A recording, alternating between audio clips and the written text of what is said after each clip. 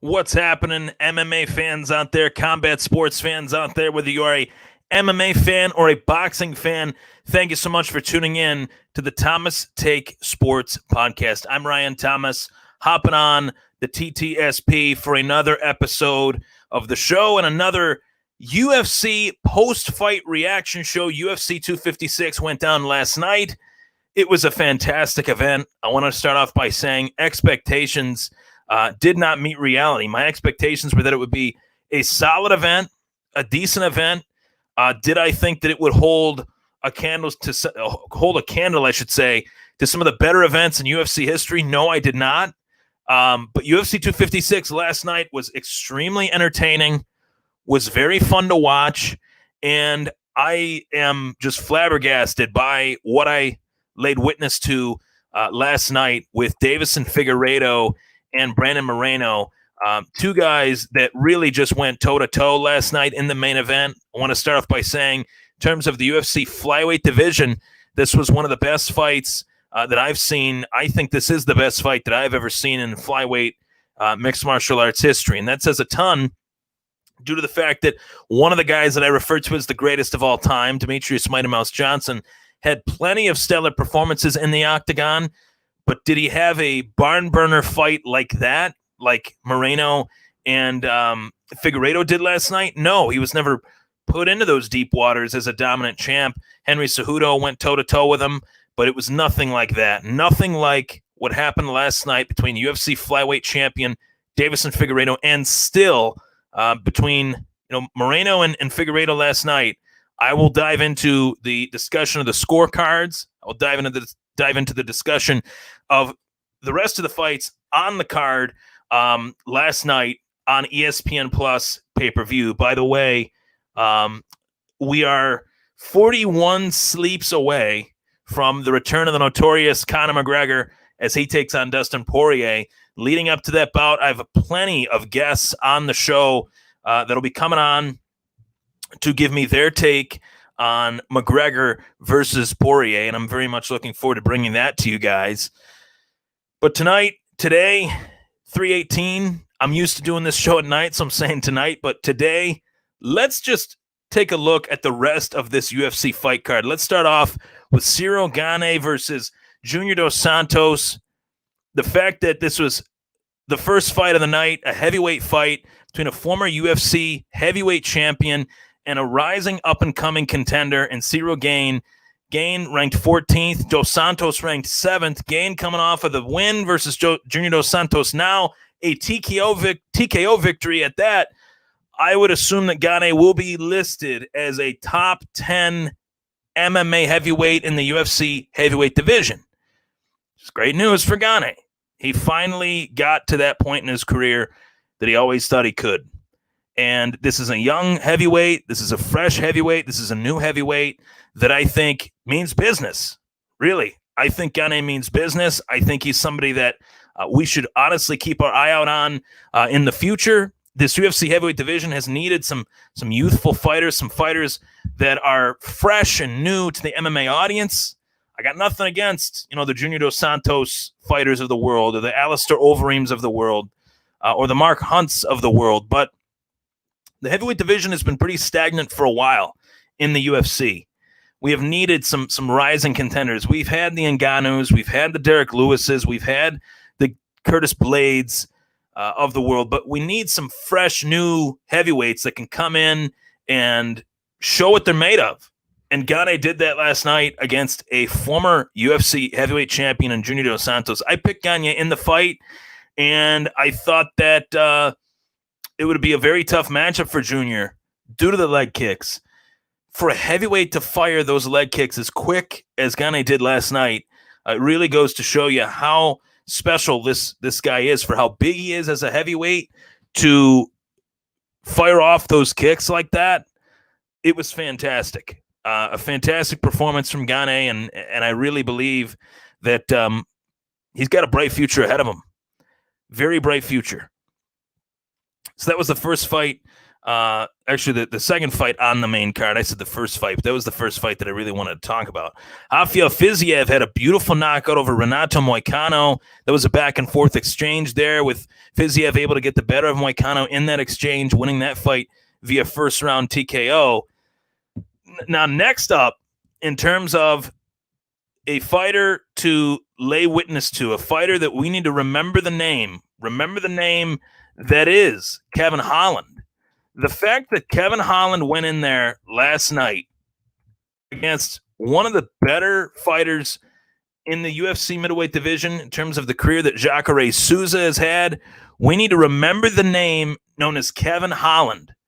Kevin Holland had one of the best knockouts I have ever seen in my life last night. Kevin Holland had one of the best knockouts that I have never seen. I have never seen a fight end the way Holland and Jacare ended last night. Holland on his back, landing devastating elbows, firing off devastating punches, and he whips his right leg around to kind of get his momentum, fires a hook, right hook, right to the jaw of Jacare, and Jacare was just slumped into the cage, out on his feet, hurt very badly, and that fight was over. For Kevin Holland, a young fighter, to take on the very experienced Jacare Souza, that's ballsy. For Kevin Holland to talk the smack that he did, to Jacare Souza in the fight in the octagon, that's ballsy. But to then perform, not just talk the talk, but walk the walk, that puts him on a completely new level for MMA fans to look forward to. This guy is for real. The talk is not cheap. The talk is very valid. Kevin Holland is for real. This division has a new contender in it. The division of the UFC middleweight division has a new contender. I cannot wait to see what's next for Kevin Holland. He had a fantastic call-out post-fight where he said he was going to call out Khamzat Chimaev. We know about Khamzat Chimaev. We know how durable that guy is and how capable he is in the octagon. The opportunity for us to see that fight take place between Chimaev and Holland, I think, is very realistic. I know Kevin Holland just fought. Chimaev was scheduled to fight Leon Edwards next week. Leon Edwards, I believe, tested positive for COVID. Chimaev tested positive for COVID, or so they thought. Now he's recovered. I don't know what the situation is with Khamzat. No one really knows what the situation is with Khamzat, but we need to see Khamzat fight sooner rather than later. And the best way for us to see him fight is against someone that has a noteworthy name. And Kevin Holland, whether you love him, whether you hate him, Kevin Holland is a noteworthy name in this division now. He is a fighter that should be talked about as one of the up-and-coming contenders in the UFC middleweight division. Top 10 guy, no doubt about it, listed in the top 10, rated as a top 10 fighter, as he should be. I think when the next UFC rankings come out, Kevin Holland will be right there as a fighter that should be listed as a top 10 middleweight. 1 minute and 45 seconds into the first round, that fight was chaos, mayhem, and Kevin Holland was on the better end of it. Even on bottom, he was able to land the punches, land the kicks. Truly astounding. Truly astounding and truly amazing. So now, a fight that I obviously took great interest in was Charles Oliveira versus Tony Ferguson. Now, I talked specifically in the pre-fight show about how Tony Ferguson is just not what he once was, or could Tony be what he once was coming off of that fight versus Justin Gaethje? Could Tony get it together post-fighting Justin Gaethje, given the damage that Tony Ferguson took in that fight? He took a ton of damage in that fight. He pressed forward as much as he possibly could in that fight with Justin Gaethje, but I think it came at a price, and that price was what we saw last night. Prior to Oliveira taking this fight to the ground, taking it to the mat, I thought Tony Ferguson looked very slow in there. I don't think he looked, his best, shall I say, in the octagon. early in that fight. He looked very slow, looked like he was adjusting on the fly, looked like a fighter that was a little bit, dare I say, long in the tooth based on damage that he has taken. Maybe it was too soon of a comeback for Tony. Maybe he needed more time off. This fight was put together 3 weeks ago. Tony said he was in shape. Charles Oliveira said he was in shape. They put the fight together, bing, bang, boom. But on the surface, it looked like Tony needed that break, needed that space between Gaethje, a long amount of space between fighting Justin Gaethje and fighting Charles Oliveira. And I love Tony Ferguson. I think he's a great fighter. I think he's, one of those legendary figures in terms of bringing it. Each and every night he steps into the octagon. Each and every time, he has stepped into the octagon. But you leave the octagon a lesser version of yourself each and every time you step in there. And I've never seen a fighter withstand the barrage of punches that Tony did for as long as he did against Justin Gaethje. And I've never seen a fighter withstand the barrage of punches that Tony did against Justin Gaethje and come back better from it. And Tony did not come back better last night. Seems like I'm kicking a man while he's down. But that was a 10-8 fight across the board. 10-8 in round 1, 10-8 in round 2, 10-8 in round 3. Tony Ferguson really had no momentum whatsoever in that fight. There was no moment in that fight where I thought, oh, Tony's doing really well. Not one. And yes, it is unfortunate, and I will say this on the air, call a spade a spade. The whole time I'm watching Tony Ferguson and Charles Oliveira fight one another, I'm saying to myself, well, this means this is the end for any hope of Tony versus Khabib. That fight is dead. It will never happen. After last night, it will never happen. The reason why it won't happen is not just because Tony lost, but because he was out-grappled by Charles Oliveira. The big question with Tony Ferguson was, could he out-grapple Khabib? Not after that fight. I have a lot of reasons to believe that he would have a very tough time grappling Khabib or even out-grappling Khabib. So that's how I see it.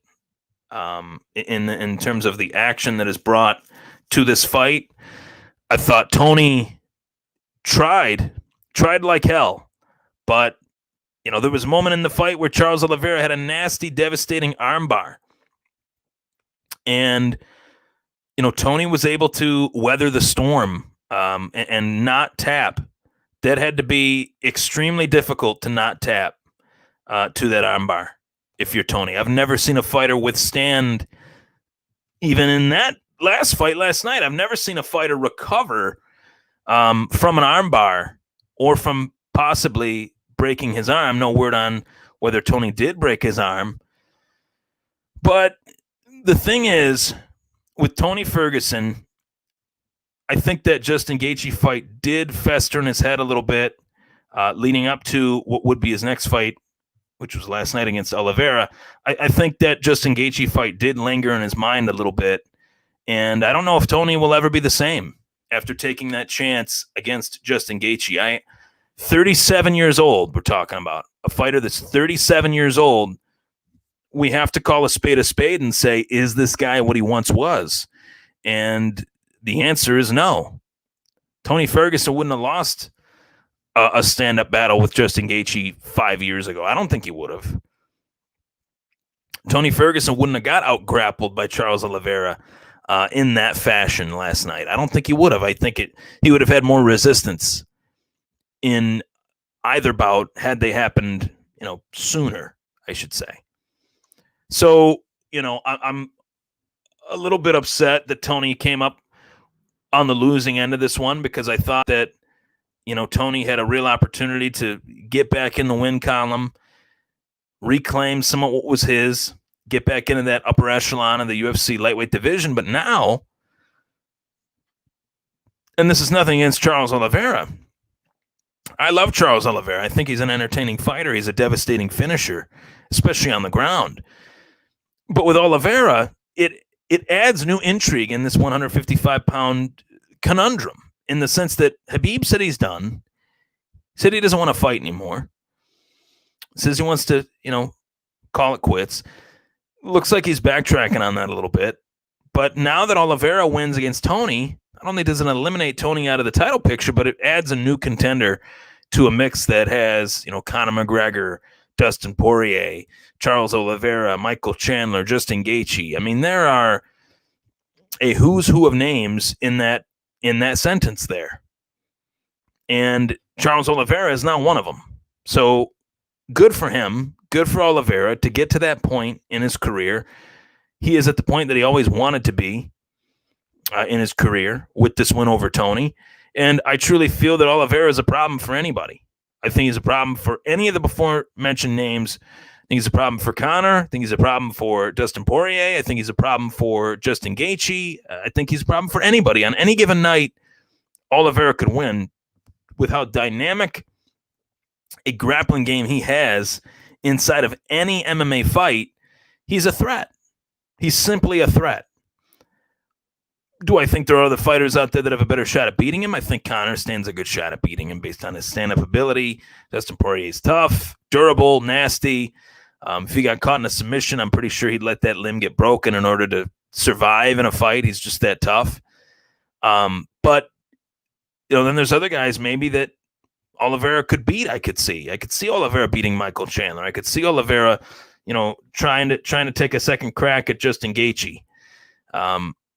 And seeing better results from that. But it's nice for the 155-pound division to have somewhat of a new contender, a new name, new blood, a new force in the UFC light heavyweight division that we can come to respect and say to ourselves, this guy belongs in this upper echelon of the division. And Charles Oliveira proved that last night. Proved that and then some. It was a 10-8 fight across the board for Charles Oliveira. A 10-8 fight. And those are rare. Those are rare. We don't hardly, see 10-8 fights in mixed martial arts. But we saw one last night. And I think that when I look at this card, I mean, there was a lot of good action on the prelim side of things as well, that I think is very worthy to talk about. I want to talk about that just a little bit before I really go full-fledged into the main event.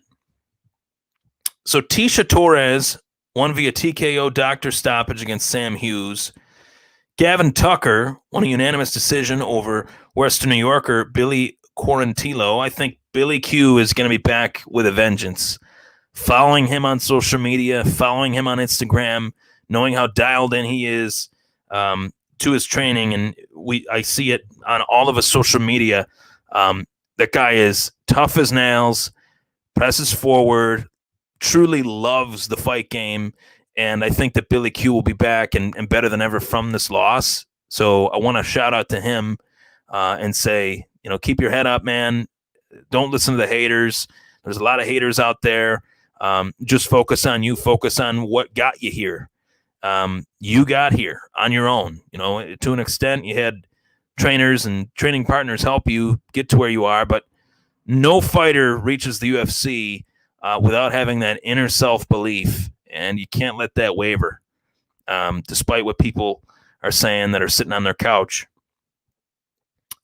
Any fighter that steps in there, whether it's, women's bantamweight, heavyweight, men's heavyweight fighter, you have to respect each and every one of them. We get so lost in the results of a fight that you can't cross that line of being disrespectful. You just can't. You can't cross that line. You have to be a realist and say sometimes, a fighter just has an off night. Fighter just has an off night where things just don't add up for that fighter. And, Billy Q might have had an off night last night. It was just one of those instances. It's extremely rare to not have an off night, even if you're one of the best to ever do it. George St. Pierre had an off night against Matt Serra. John Jones has had off nights. He's had close victories. Those close victories were his off nights. Anderson Silva, he's had off nights. it's a part of the fight game.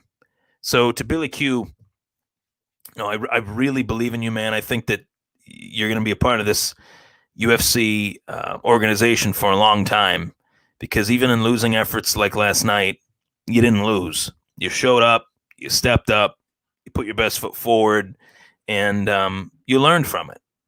You don't lose, you learn. That's my motto in life. So that was a unanimous decision loss. He went the full 15 minutes. Gavin Tucker's a tough guy. Veteran Cub Swanson turns back the clock on Daniel Pineda and gets a second-round TKO. This was one of the freshest, cleanest combos I've seen in quite some time. Cub Swanson's covered up. He's moving side to side. He slips and rips his way to a TKO victory over Daniel Pineda. And Cub Swanson has been a bad MFer for a long, long time. And the fact that he could turn back the clock like that last night was amazing. I was very happy for Cub Swanson last night. He's battled back from a freak injury during a quintet grappling match. He was grappling somebody that's a lot bigger than him, Jake Shields. That was the grappling match. He's grappling Jake Shields. His knee just completely blows up, tears the knee apart, and that was that. He's out for a year, no fights, comes back. They give him a hungry contender, and it's another facet of this card is that the UFC put a lot of veterans in with young fighters. And part of me understands that. I understand matchmaking and the fight game, and I get it. But to an extent, on the other end of the coin, whatever analogy you want to use, these vets just get chewed up and washed out by some of the matchmaking. You're Cub Swanson. You've done a lot for mixed martial arts, done a lot in the WEC, did a lot in the UFC, you did a lot for this division, UFC Featherweight Division, before it was even the UFC Featherweight Division, when it was the Featherweight Division, as I mentioned, in the WEC. So, you get hurt, you come back after a year off, and you're forced to take on a young, hungry lion. That's tough. That's tough. And part of me understands that as from a competitive, nature level, I guess.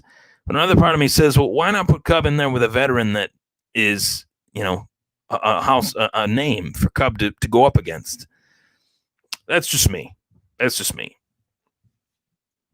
And then Jason Perillo. Shout out to Jason Perillo. He's working wonders with Mackenzie Dern. Mackenzie Dern won a unanimous decision over Veronica Jandroba. This was an awesome fight. These two ladies went at it early and often and throughout. For the 15 minutes that Mackenzie Dern and Veronica Jandroba fought, I thought it was one of the better prelim fights that I've seen in quite some time. In fact, Mackenzie Dern was able to get the W in this one. I thought was great for her career. And it was a great win for Mackenzie Dern because she showed that she's more of a mixed martial arts fighter now than she's ever been. For Mackenzie Dern to show this well-rounded, well-faceted, versatile, durable striking game, I thought it was great. She had a beautiful body kick that she just kept landing throughout the fight. She landed stiff jabs. I thought that in and of itself was a major part why these three judges believed that she had won the fight. So congratulations to Jason Perillo. Congratulations to Mackenzie Dern. A great, well-coached performance from Jason Perillo and a fantastic octagon performance from Mackenzie Dern. I'm really happy for her that she could get back in the win column and onward and upward for her. So let's get right to it. The main event. Deiveson Figueiredo versus Brandon Moreno. This was one of the better fights I've seen in quite some time. Going into this fight, Figueiredo had fought 3 weeks ago. He defeated soundly Alex Perez. As well, Brandon Moreno defeated Brandon Royval very, very quickly in very dominant fashion. So these were the two best flyweights going at it. And anytime you have the two best in one weight class, sparks are going to fly. Something special is coming. Something's on the horizon. And that's what I thought. The two best flyweights going head-to-head, we're going to see something special here. And boy, did we ever. It completely blew past any expectations for the fight that I had. I thought that Deiveson Figueiredo essentially walked in, right? He walked into his fight with Brandon Royval And he said, I'm going to fight this guy my style. I'm going to go after Brandon Moreno with my own style. I'm not going to allow Brandon Moreno to come towards me. I'm going to go towards Brandon Moreno. I don't want to say he disrespected Brandon Moreno in that way, but he definitely didn't believe that Brandon Moreno was as tough as Brandon Moreno truly is. One of the toughest, gutsiest performances from a challenger in a title fight that I have seen in quite some time. Brandon Moreno is a tough SOB. There are shots that we see in this sport each and every fight that put fighters down and put them down quickly. Those were shots that even 125-pound champion Davison Figuerado was throwing and landing flush on the body and the face of Brandon Moreno, and Brandon Moreno never wavered. It just kept pushing forward, constant.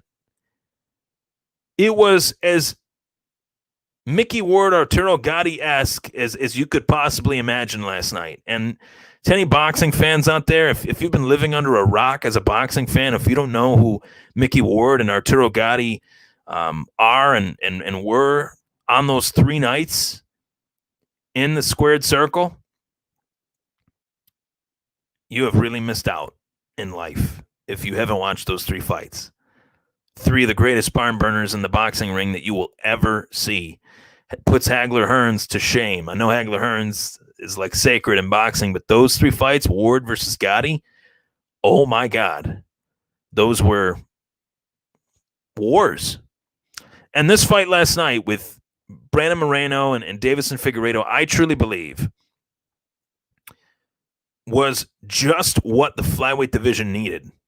Regardless as to who won the fight, I will talk about that, no doubt. But let's just appreciate that fight for what it is, was, and always will be. Davison Figueredo versus Brandon Moreno was the fight that the flyweight division has needed for quite some time. A back-and-forth, barn-burner battle between the 2 best that the division has to offer. There is nothing more pure in combat sports than that. Seeing and knowing that the 2 best in this particular weight class, the 125-pound weight class, went head-to-head last night to a draw. The 3 judges could not come up with a conclusive result. And let's dive into that. Let's shift gears here, go into the fight itself. The fact that this fight was ruled a draw, do I think it's fair that this fight was ruled a draw? Let me unpack that question. Was the fight close last night? The fight was close last night. So any fight that's close, if you have a tough time calling it, that is the definition of a draw. A draw is a tie. A draw is a fight. You can't score it for one guy. You can't score it for the other. So you have to score it. Scored a draw. But the reason the fight was a draw was not in that sense. It wasn't looked at as a true tie along the 5 rounds by all 3 judges. It was a fight that had the controversy in it due to the fact that Davison Figueredo he kicked Brandon Moreno right in the pills. I mean, let's just be honest. It was it intentional? Probably, maybe not. But he kicked him right in the pills. Right in the twig and berries. Right there. I mean, it was oh my God. I had to cough just watching that. It hurt me just watching it. I've seen a lot of groin kicks. Joe Rogan's called it nut soccer kicks. I've seen a lot of those in a lot of MMA fights. That was the worst one I have ever seen. The fact that Brandon Moreno even came back from that goes to show you how tough this guy is. Anyone that has been kicked there, any guy that's been kicked there in a fight or just, basically being a jackass with your buddies, you know that it is painful. You know that you feel it in your throat. You feel it in your stomach. And the fact that Brandon Moreno just pushed through that. Jason Herzog, the referee for the fight, decided to take a point away from Davison Figueredo because of it. And I was happy that point was taken away, rightfully so. Figueredo had poked Moreno in the eye. He kneed him in the groin, kicked him in the groin. I mean, multiple times that happened in the first, couple rounds.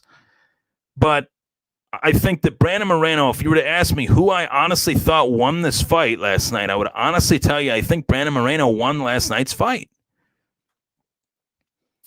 And in actuality, he did win it. Even though it's a draw and Deiveson Figueredo went home with the belt last night, it was a draw. Deiveson Figueredo is sitting at home right now as a champion of a division, coming off of a title defense where he didn't win the fight. The sitting champion retains the crown if it's a draw, but you won, but you didn't actually beat him. To quote the great Apollo Creed, you won, but you didn't actually beat him. So, the fact is, this fight will happen again. It will be epic. It will be a main event. If it's not a main event, if those two guys fought the way they did for 25 minutes and the rematch is not a main event, something is very, very wrong. This next rematch cannot be a co-main event. These guys deserved the main event spotlight last night. They deserve the main event spotlight in their rematch, and they both deserve to make a solid amount of money given the performance that they had. This was a true classic. A true classic in every sense of the word. Moreno just being a gutsy, badass fighter last night. Deiveson Figueredo, he was rocked. He was badly hurt last night in moments in the fight. This was back and forth. There was no round. If I was a judge judging that fight last night, there was no round where I could specifically and honestly say that either of these guys truly, even the rounds that maybe Moreno won or even the rounds that maybe Figueredo won, they didn't win by much. This was one of the closest fights in UFC history. This was a true barn burner battle, and I loved every minute of it. The fans won last night. The UFC Flyweight Division won last night. At one point, Dana White wanted to get rid of this division. The Flyweight Division is here to stay. It's not going anywhere. There are a lot of young, up-and-coming talents in this division that I think will be around for a long, long time in the UFC. I'm very thankful that this division survived.